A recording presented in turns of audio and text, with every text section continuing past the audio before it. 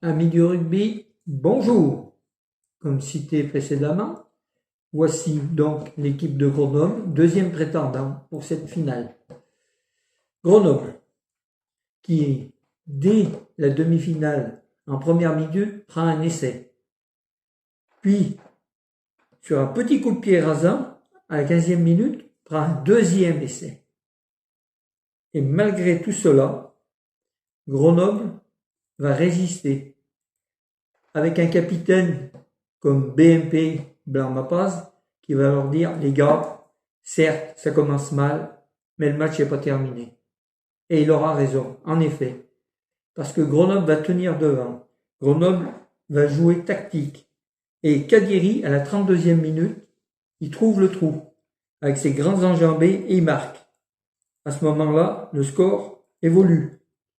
De 15-0, on passe à 15-7. Très bien. Puis, le match est dur. Les avants s'affrontent. La ligne de 3/4 montoise est dangereuse. Mais Grenoble résiste. Bonne défense. Trouillou est là. Tous les joueurs.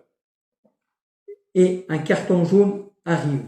Il est pour le Stade Montois. C'est leur troisième ligne, leur meneur de jeu, leur fer de lance.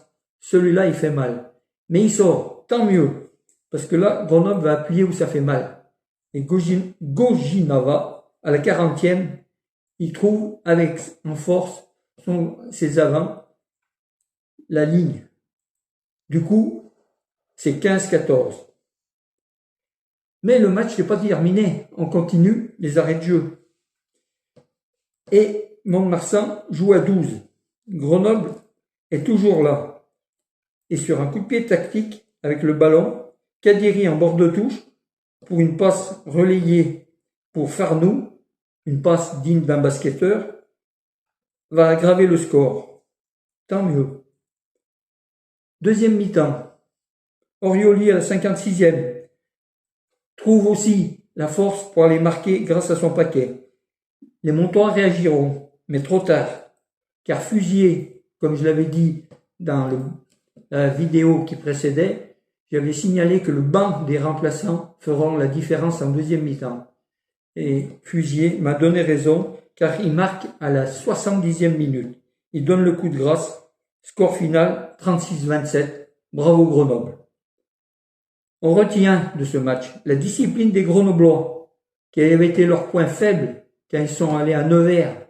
5 cartons pour mémoire. Là, un seul carton à la 74e. Merveilleux. Et le match était déjà plié, donc pas de préjudice. On retiendra aussi le courage et la solidarité de cette équipe. Les automatismes, les combinaisons, la touche, c'est mieux. Il y a une bonne défense et malgré beaucoup de ballons hauts, beaucoup d'adresses.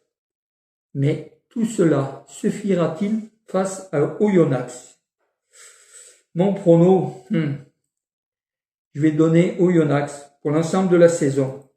Il ne devrait pas louper la dernière marche. Mais attention, comme je le dis souvent, le match, c'est quand l'arbitre il a sifflé les 3 derniers coups. Et ça, tout peut arriver. Je dirais donc Oyonnax du bout des doigts. Bon match et à la prochaine.